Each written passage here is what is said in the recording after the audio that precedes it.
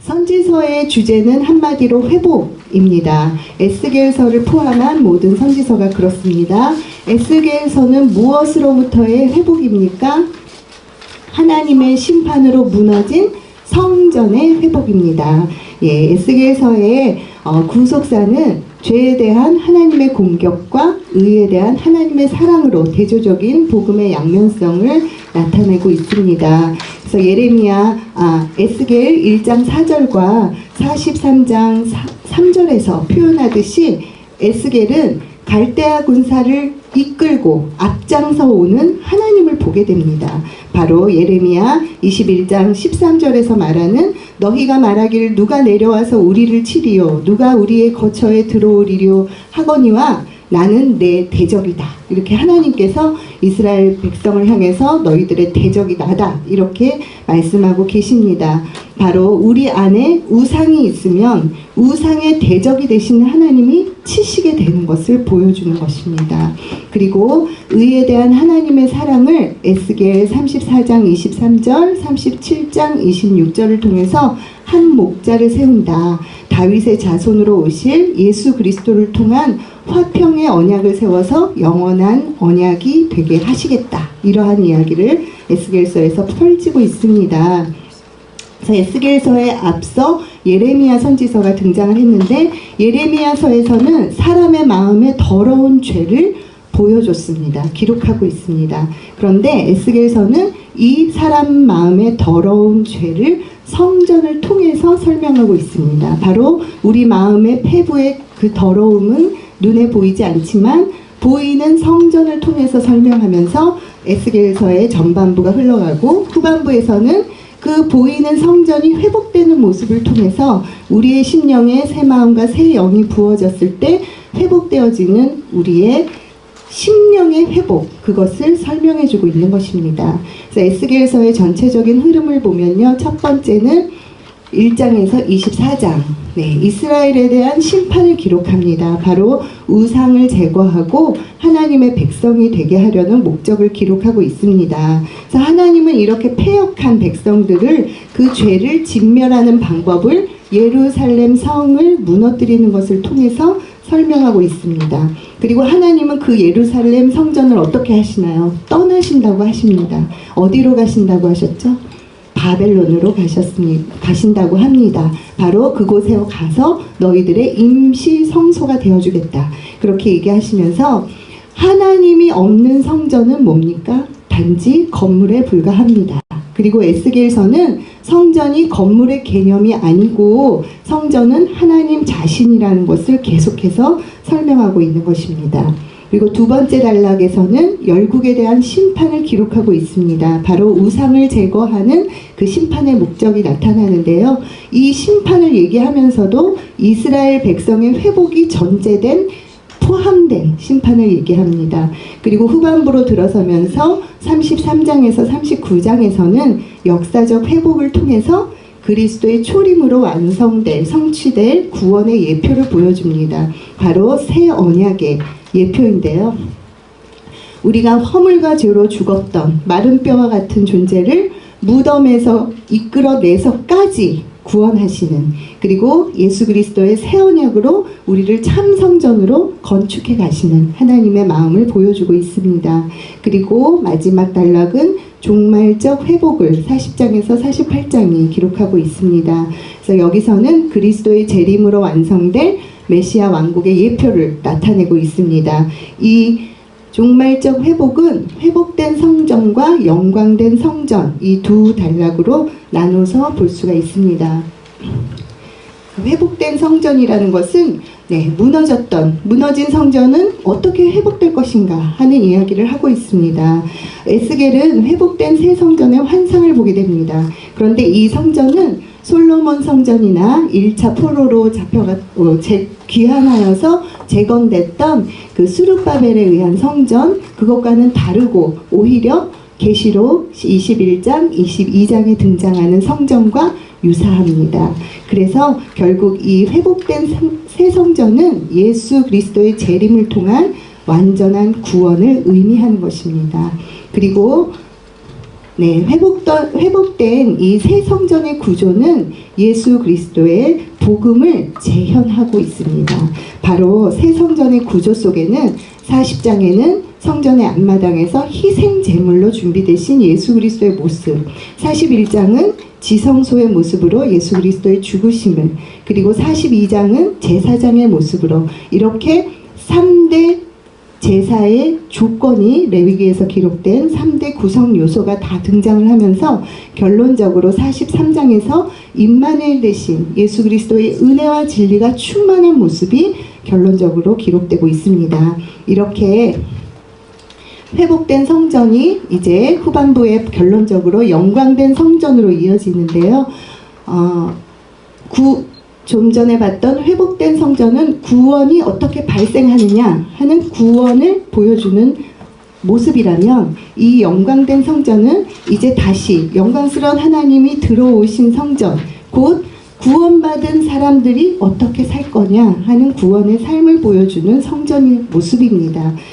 그래서 이 영광된 성전의 구조는 새 예배라는 이 새 예배를 중심으로 드리는 구조로 전환이 됩니다. 이 회복된 새 성전에서 드리는 새 예배의 회복으로 생명수가 흘러나옵니다. 어디서부터요? 이 성전에서부터 생명수가 흘러서 그 생명수가 흐르는 거룩한 땅에서 우리가 여호와 삼마, 여호와는 거기 계시다 이렇게 고백하며 하나님과 함께하는 삶이 바로 구원 역사의 완성을 이루는 삶인 것입니다. 그런데 회복된 새 성전은 건물만 회복된 것이 아니고 계속 말하지만 우리를 뜻합니다. 나의 성전된 내가 회복됨을 이야기하고 하나님의 임재로, 그렇기 때문에 내가 회복되었을 때는 거기 계신 하나님이 바로 어디 계세요? 여기 계시다고 했습니다. 여기 내 안에 계신 하나님과 함께하는 그 임재로 영광의 성전으로 살아가는 것, 그것이 우리의 결론치의 삶이 되겠습니다. 그리고 성전의 본체이신 하나님, 그리고 성전의 실체이신 예수 그리스도, 이 보좌로부터 흘러나오는 생명수로 우리가 거룩하게 구별된 산 제물의 삶을 살아야 하는데 정말 세속화된 예배에서 회복되어지기를 바랍니다. 아멘. 그리고 결론적으로는 나중예사, 순종의 삶을 사는 것이 바로 영광된 성전의 삶인 것입니다. 그래서 에스겔서의 핵심 단어는 성전이라고 했고요. 초점은 거룩이라고 했습니다. 하나님은 거룩을 겨냥하고 있는 것입니다. 이렇게 이어지는 이제 다니엘서입니다.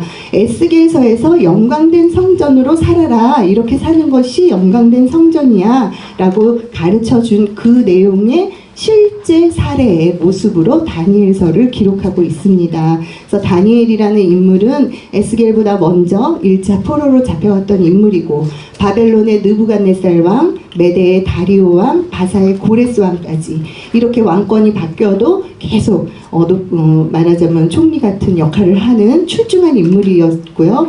그리고 포로 70년 동안에 하나님의 그 거룩작전, 이 바벨론 땅에서 펼치신 거룩작전이 어떻게 전개되는지를 보여준 인물입니다. 그래서 다니엘서의 전반부는 이방 나라의 역사를 기록하고 있고, 후반부는 이스라엘의 역사를 기록하면서 하나님 나라의 구원 역사를 보여주고 있습니다.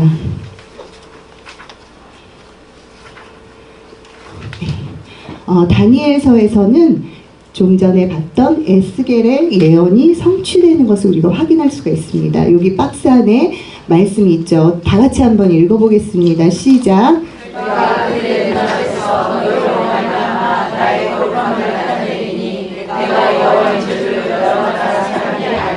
아멘. 그렇습니다. 그래서 하나님은 나의 거룩함을 너희를 통해서 그 이방 땅에서 나타내겠다 했던 그 예언이 다니엘서에서 누구를 통해서 성취됐나요?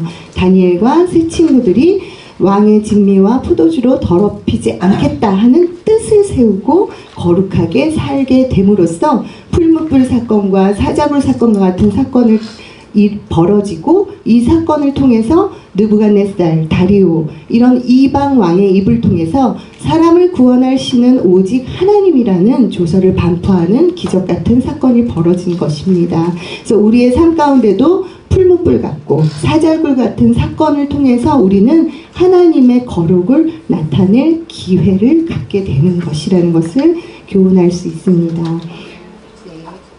그리고 이제 다니엘서의 전반부는 1장에서 7장 이방 나라의 역사를 통해서 하나님이 세우시는 영원한 나라를 보여주고 있습니다. 그리고 하나님 나라에 의해 무너질 세속 나라의 역사를 통해서는 교만한 옛사람의 자화상을 상징하고 있는 것입니다. 그래서 세속나라의 대표는 바벨론이라는 나라로 다루고 있는데요. 역사적인 바벨론은 바사제국에 의해서 멸망당했지만 종말적인 바벨론은 예수 그리스도, 바로 뜨인 돌로 나타나시는 예수 그리스도로 인해서 멸망될 것을 보여주는 것입니다. 그리고 후반부 8장에서 12장은 이스라엘의 역사를 기록하면서 세속나라 속에서 하나님의 거룩을 나타냈고요. 그리고 예레미야의 예언이 성취되어서 포로에서 귀환하게 되는 것을 기록하고 있습니다. 이것은 바로 그냥 이스라엘이 다시 세워진다 하는 것이 아니라 영적 이스라엘의 예표가 됩니다. 그래서 신약과 구약의 중간 시대는 무슨 시대라고 합니까? 침묵시대. 그렇습니다. 그래서 침묵시대는 바사 시대와 헬라 시대 그리고 로마 시대를 거쳐서 침묵시대를 깨고 오시는 분이 누구신가요? 예수 그리스도. 네, 예수님의 초림으로 성취되는 구원 역사를 다니엘서에서는 이야기하고 있는 것입니다. 그래서 다니엘서에서는 포로 귀환 시대의 책이지만 내용적으로 침묵 시대를 포함하고 있죠. 그래서 저희가 예통이기 때문에 연대기를 하지 않고 말통해서 연대기 강의를 하시는데 우리가 이 구원여사 도표 2장짜리 이렇게 한 세트로 초록색하고 이거 이렇게 같이 들어있거든요.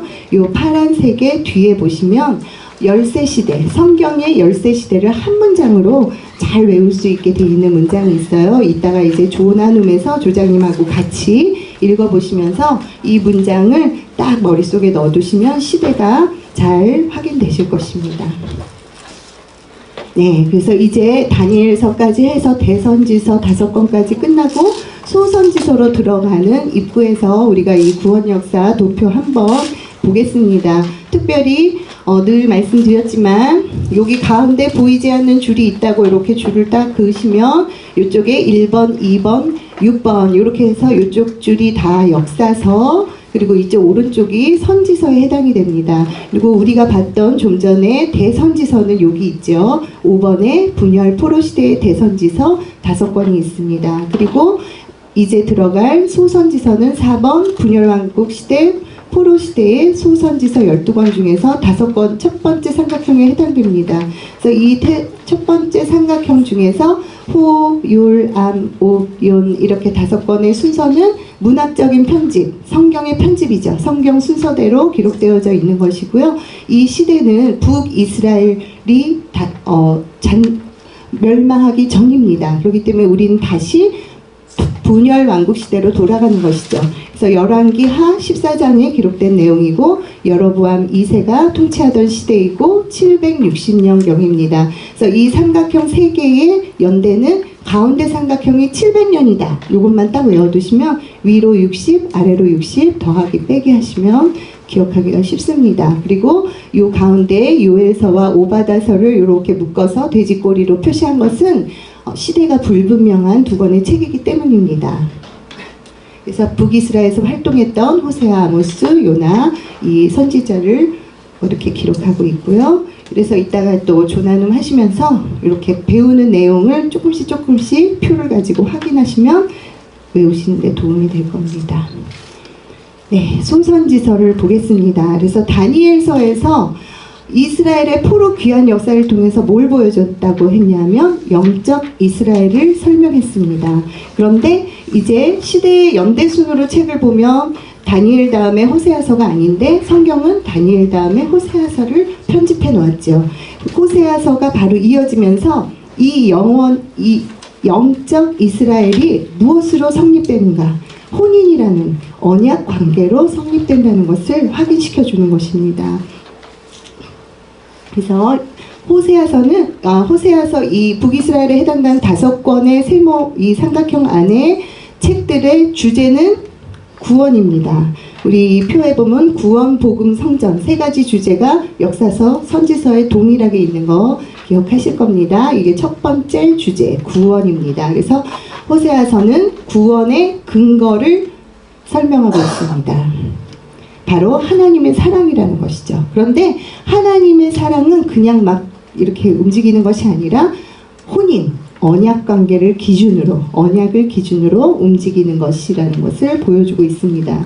그리고 요엘서의 내용은 구원의 방법입니다. 구원의 방법은 바로 하나님의 그 새 언약의 증표로 주시는 성령을 받으면 새 마음이 받아서 회개케 됩니다. 그것이 바로 여호와의 날에 구원받을 수 있는 방법이다 하는 것을 제시하고 있습니다. 그리고 아모스서는 구원의 정의를 제시합니다. 그래서 정의라는 것은 죄인을 의인되게 하는 하나님의 뜻입니다.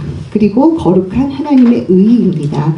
그리고 오바댜서는 구원의 공의를 제시하면서 하나님의 심판을 이야기합니다. 공평한 하나님의 의, 선과 악에 대한 공평한 의의입니다.